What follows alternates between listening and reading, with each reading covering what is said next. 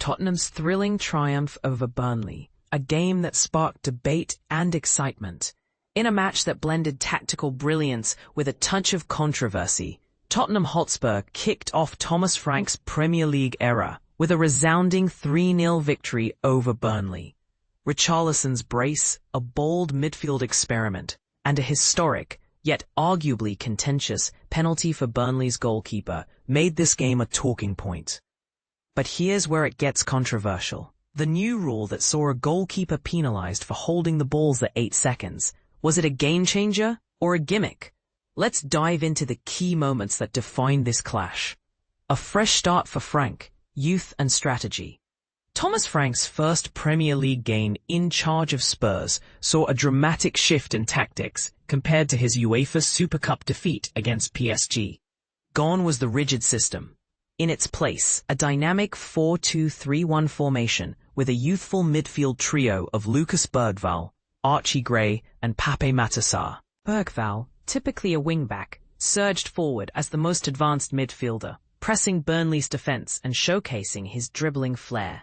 Gray, starting in his preferred number 6 role, anchored the midfield with composure, while Sarr provided the physicality to break up play.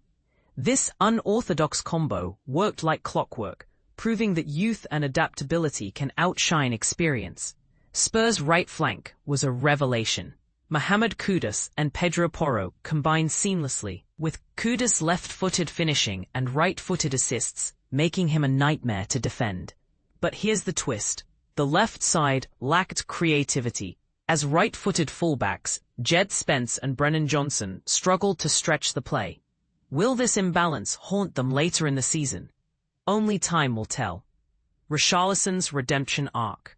Richarlison, who has battled injuries and inconsistent form, delivered a performance that could reignite his Spurs career. His first goal, a clinical finish from Kudus's cross, was textbook.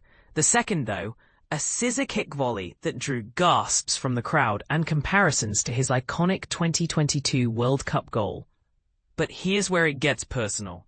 Does this mean he's now the clear starter over Dominic Solanke? Or is this just a flash in the pan?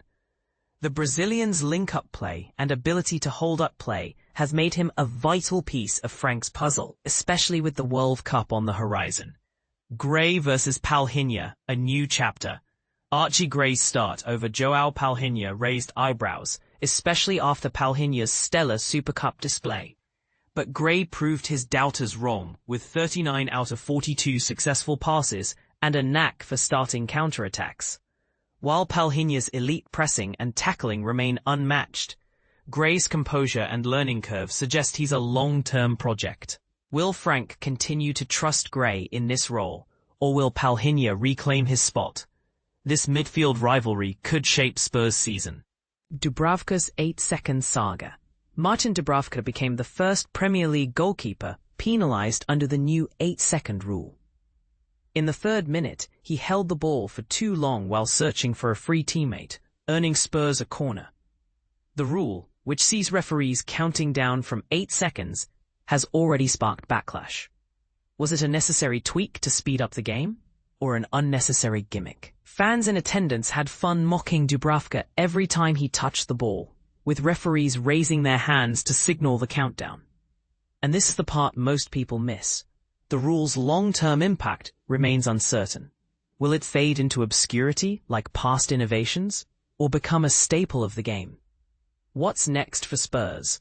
Spurs face a daunting test against Manchester City on August 23rd, a match that could define their title credentials. With Frank's bold tactics and Richarlison's resurgence, the future looks bright.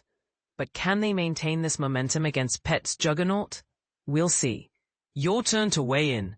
Do you think the 8-second rule is fair? Is Richarlison now the definitive number 9 for Brazil?